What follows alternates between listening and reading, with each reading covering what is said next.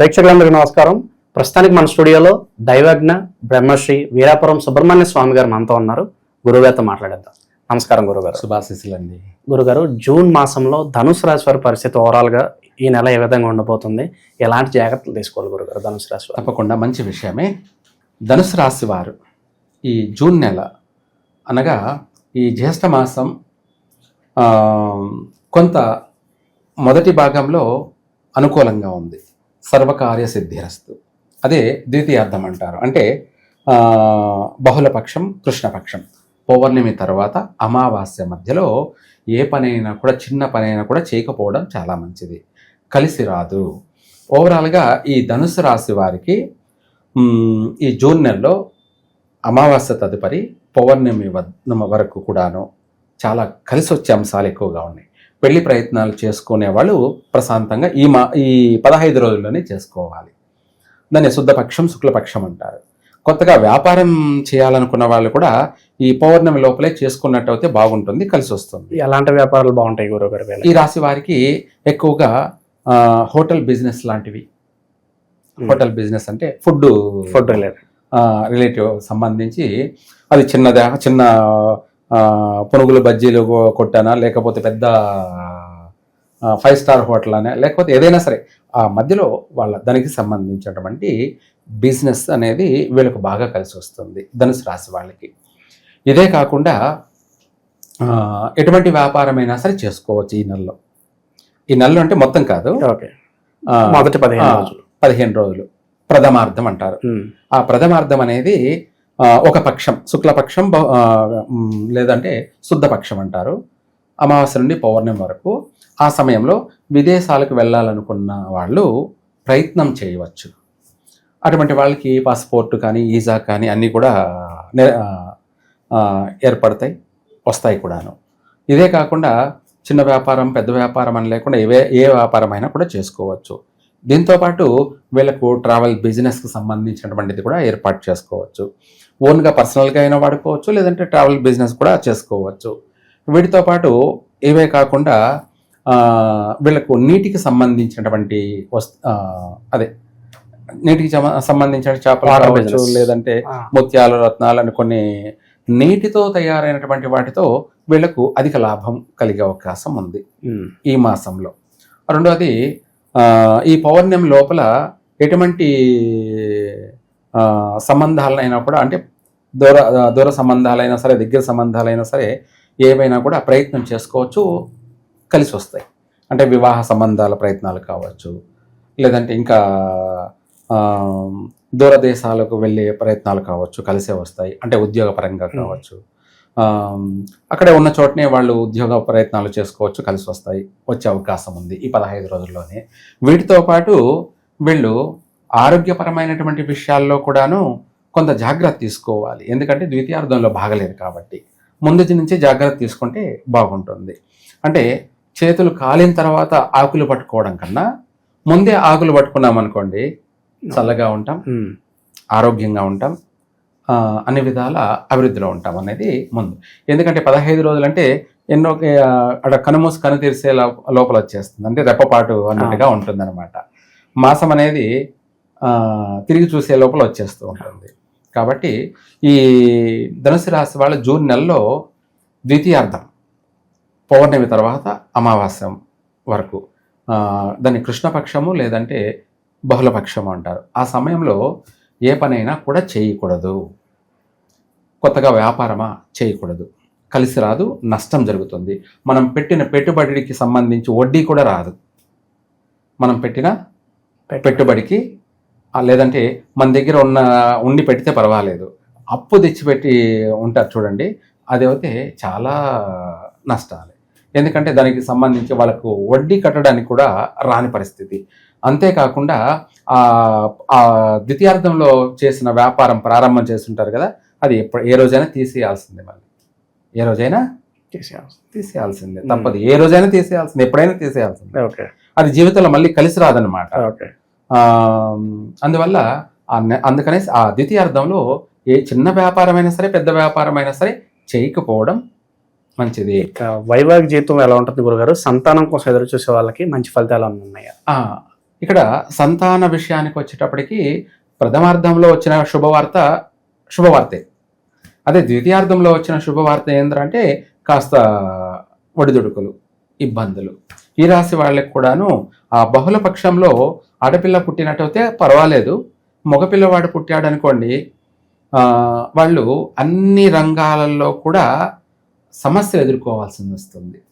స్థాన చలనం జరగడం, లేదా జాబ్లో కూడా స్థాన చలనం అంటే మారడం కానీ, లేదా ఉన్న జాబులు పోగొట్టుకోవడం కానీ, ఇటువంటి కొన్ని సమస్యలు ఎదుర్కోవాల్సిన పరిస్థితి వచ్చే అవకాశం కూడా ఉంది.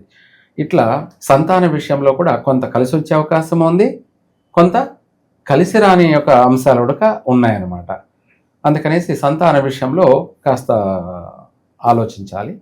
తర్వాత నూతన వ్యాపారాలు ఏదైనా ప్రారంభం చేయకూడదు. అసలు ట్రావెల్స్ బిజినెస్ అనేది అస్సలు చేయకూడదు. అంటే ఆ మాసంలో ప్రారంభం చేయడం పనికిరాదు. లేదా కొత్తగా కొనాలి అనుకున్న వాళ్ళు అంటే ఓన్గా పర్సనల్గా వాడుకోవడానికి కూడా కొనకూడదు, నష్టపోతారు. దానివల్ల అనేక నష్టము, మళ్ళీ గాయాలు, ప్రమాదాలు, ఇంకా చెప్పాలంటే ప్రాణ నష్టాలు కూడా సంభవించే అంతటి సమస్య ఎదురయ్యే అవకాశం ఉంది. ఇక కొత్త వ్యక్తులతో ఏదన్నా పరిచయాలు సూచేసిన గురుగారు, వాళ్ళతో ఏమైనా జాగ్రత్తలు తీసుకోవాలి. చాలా జాగ్రత్తగా ఉండాలి. నూతన పరిచయాలు పనికిరావు. గుడ్డిగా నమ్మి ఎవరినైనా నమ్మారనుకోండి, వాళ్ళ వల్ల 100% మోసపోతారు. ఆ మోసం ఎలా ఉంటుందంటే ఊహించిన విధంగా కూడా ఉంటుంది. కొత్త పరిచయాలతో జాగ్రత్తగా ఉండాలి. రెండోది వచ్చేసి ఒకరిని నమ్మి ఏదైనా పెట్టుబడి పెట్టి ఏదన్నా చేయడాలు కానీ, లేదంటే పార్ట్నర్షిప్ అంటారు, బిజినెస్ అనుకోండి సపోజ్, ఎవరితోనా కలిసి వ్యాపారం పార్ట్నర్గా కలిసి చేద్దాం అనుకుంటారు అనుకోండి, వాళ్ళు ఈ ద్వితీయార్థంలో ఎంత మంచి వాడితోనైనా సరే, లేదంటే అన్నదమ్ములతోనైనా సరే చేయకూడదు. చేసినట్టయితే వాళ్ళు వీళ్ళకి నష్టం కలగచేస్తారు, వీళ్ళు నష్టపోతారు. వీళ్ళు నష్టపోయి మళ్ళీ వాళ్ళతోనే గొడవలు, కొట్లాట్లు, ఇంకా చెప్పాలంటే పోలీస్ స్టేషన్లు, తతంగాలు, చాలా దీర్ఘకాలికంగా మనోవేదన కలిగే అవకాశం ఉంది. డబ్బు నష్టం జరుగుతుంది, మైండ్ ప్రకారంగా మానసికమైనటువంటి లాస్ అవుతుంది. అదే కాకుండా 10 మందిలో చులకనైపోతారు. 10 మందిలో చులకనైపోతారు.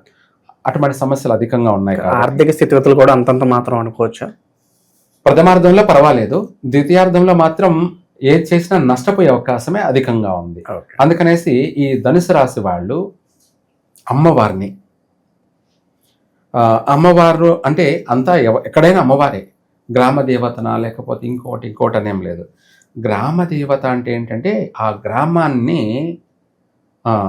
ఆమె చక్కగా కనిపెట్టుకొని అందులో ఉన్నటువంటి ప్రజలందరినీ కూడా పిల్లల్లాగా, బిడ్డల్లాగా కాపాడే బాధ్యత కలిగినటువంటి తల్లి గ్రామదేవత. ప్రతి చోట, ప్రతి గ్రామంలో అమ్మవారిని ప్రతిష్ఠ చేస్తుంటారు. ఆమె ఆ గ్రామాన్ని అంతా కూడా సంరక్షించే బాధ్యత ఆమెది, సర్వ విధాల, సకల విధాల. ఒక విధంగానే కాదు, ఆర్థిక పరంగా, ఆరోగ్యపరంగా, ఆయుష్ పరంగా అన్ని విధాల కూడా కాపాడుతూ ఉంటుందన్నమాట. అటువంటి గ్రామదేవతకి ఈ ధనుసు రాశి వాళ్ళు ఉదయం అవుతేనేమో పసుపుతో అర్చన చేయాలి. అంటే మామూలుగా కుంకుమ అర్చన చేస్తారు కదా, కుంకుమ కాకుండా పసుపుతో చేయాలి. పసుపుతో చేసినట్టు అయితే వీళ్ళ జీవితము 3 పువ్వులు 6 కాయలు. అది మొదటి నుంచే, జూన్ మొదటి భాగం నుంచే చేస్తే ఆ ద్వితీయార్థంలో చాలా బాగుంటుంది. చాలా బాగా లేకపోయినా పర్వాలేదు, కానీ నష్టం ఉండదు. మనం నష్టం లేనప్పుడు అదృష్టవంతులమే. ఉన్నది ఉంటే చాలు, ఏదో వచ్చి మిందపడాల్సిన అవసరం లేదు. ఉన్నది పోగొట్టుకోకుండా ఉంటే చాలు. ఆర్థిక పరంగానే కాకుండా ఆరోగ్యపరంగా కానీ, లేదా నలగరితో మాట పడకుండా ఉంటే చాలు. వాళ్ళు పొగడకపోయినా పర్వాలేదు కానీ తిట్టకుండా ఉంటే చాలు అన్నట్టుగా ఏంటంటే ద్వితీయార్థంలో ఆ సమస్యలు ఉన్నాయి. కాబట్టి మనము ఈ జూన్ నెలలో జ్యేష్ఠ మాసం అమావాస్య నుంచే అయిపోయిన నుంచే అమ్మవారికి పసుపుతోటి అర్చన జరిపిస్తూ, ఇంకా కూడా వీలైతే అమ్మవారికి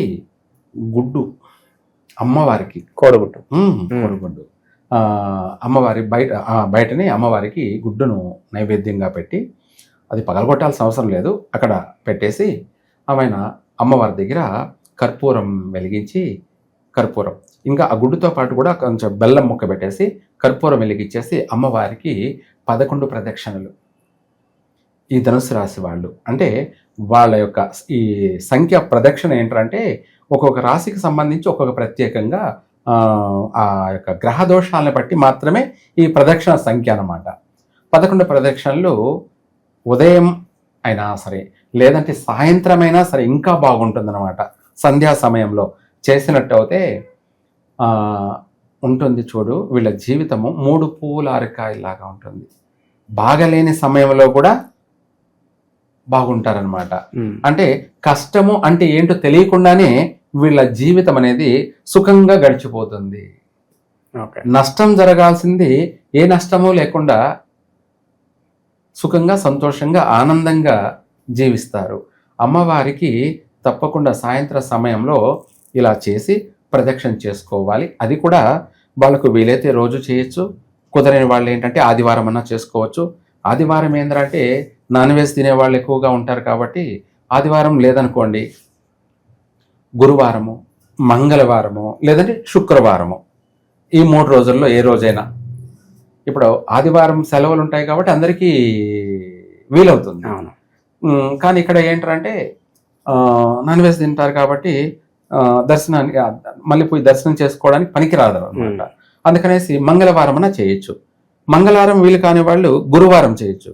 లేదు గురువారం కూడా వీలు కాకపోతే శుక్రవారం తప్పకుండా చేయాలి. ఇన్ని అందుబాటులో ఉన్నాయి కాబట్టి ఇంట్లో ఎవరైనా చేయొచ్చు.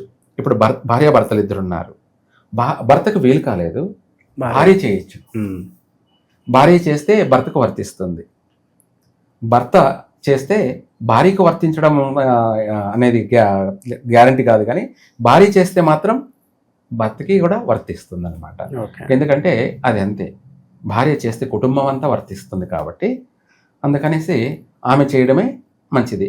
లేదు వీలైతే తనే చేసుకోవచ్చు. అలా చేసినట్టు అయితే చక్కగా వీళ్ళకు ఎంత పెద్ద అనారోగ్య సమస్య ఉన్న వాళ్ళైనా సరే బయటపడతారు.